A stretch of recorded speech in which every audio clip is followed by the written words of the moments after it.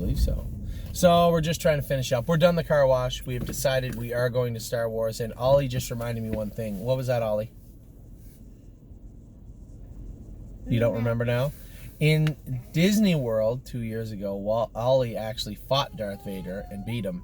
So I don't know how they're making a movie about Darth Vader since Ollie already beat Darth Vader. But they are... Oh, Addie's getting a little tired. So anyway, we're going to get right to Jason's Burn. Jason, maybe we'll drive. Yeah, maybe we'll get out of everybody's way here. So Jason's Barn had a couple of winners one winner this week for sure, but has some horses getting real close. One filly very important to us. It took a lifetime mark in Arvika, and we'll start right there with our list. Arvika took a mark of 57-4 on a miserable night. A little green when she struck the front halfway down the lane, but still finished off her work and did it well. I was very pleased with Arvika. Cavill Hanover was flat, tied up a little bit. I'd say tied up a little bit, just with the weather the way it was. Ollie Bear, will you just play with her for a second? We're only 5 minutes. 5 minutes from home. Cavill Hanover tied up a little bit. Not a big deal. Obviously, we don't want to see that happen. I thought he had a real good shot. And the way the race did, somebody said, why'd you gap coming out of the turn? So I let Jonathan go to the lead, and I was worried that Sylvain was going to make the front easy and back everything down. So I backed Cavill Hanover up about 2 lengths coming out of the first turn, which meant it was going to be hard for Sylvain to quarter pole to the front. Jonathan wasn't tapping the brakes. There's Amy going for a car wash right there. She's going to be mad when she sees the lineup. So I backed Cavill Hanover up a little bit to make it hard for Sylvain to quarter pole to the front. When he came with him, I filled the hole up. I thought he was okay, and then getting into the last turn, I could tell he was working a little harder than I'd hoped.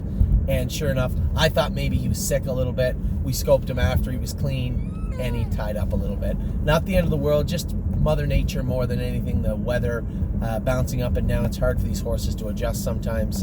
And Cavill tied up a little bit. So he'll race back, hopefully on next Saturday on the 4th. I don't know when the class is written. I have to look.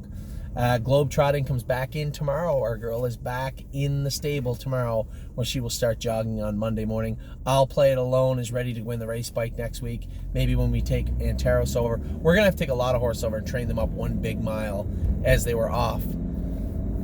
As they're going to be off till next Saturday. We're going to take them up and train them 1 big mile at Mohawk to make sure they're tight and ready to go. Johan is going to gallop again on... It's not going to be tomorrow. He's going to miss a training trip. I would say next Tuesday or Wednesday we'll run him a good mile. Then we'll maybe run him up to the vets and get his leg scanned. See how it looks. Totally Tactors racing Sunday at Flamborough Downs. It's supposed to rain on Sunday, so... Note, I did not say Totally Tactor, and I will be racing at Flamborough Downs on Sunday. Is this if it's pouring rain? So much sickness going around. I just can't risk getting sick in the pouring rain. So we may have to find an alternate driver for Totally Tactor. Susie K is getting very close to qualifying. She's another one to probably go a mile in 2.2 or 2.3 on Tuesday. So her and I'll Play It Alone will probably train together on Tuesday at Mohawk. Stonebridge Simba's back with us tomorrow also. Big Simba is going to be going to Jason's Burn tomorrow afternoon when Cindy picks him up. He'll start back on Monday morning. Probably have him ready to go in about 3 weeks' time. Sebastian Yu is ready to start training a little bit faster. Had a little problem with him. He doesn't like to go slow, so he fusses a little bit. He'll get pacey and trot and run and goof around when he's going slow. He doesn't like going slow, but he wasn't fit enough to go fast, so we had to just kind of persevere with him, put some work into him. We're there in 1 minute, Eddie Bear. So Sebastian Yu is getting ready to start training faster. So is Rose Run Versatile. She has looked great the last little while. Really, really happy with the way she's looked. West 52nd won't race until after they come back to Woodbine. I don't want to waste that win, right? If we could win at Mohawk or at Flamborough, it would be great, but it would completely ruin the class that he's in right now, as he's up in the non-winners of 4. He's already won 3 races. Gotta be real careful where we're at right now with him, as he has over $100,000 made life. Overdue Mission is back. She's going good. She hasn't started training yet, but she'll start training in the coming week, as we'll spend that money. She is huge now. biggest growth spurt I've seen in any of her babies was Spend That Money for sure. Ailsun's back going good, looks great.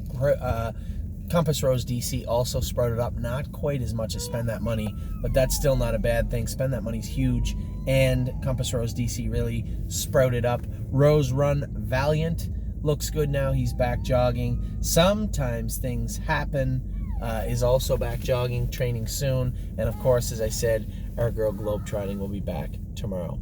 So that's it for Jason's barn. That's all the barns, the small barns, Mario's, Jason's, Kevin's, and Harry's. Be back. We're still going to talk about the 2-year-olds. Still got to talll about the yearlings. Be back in a minute to get that done for you also.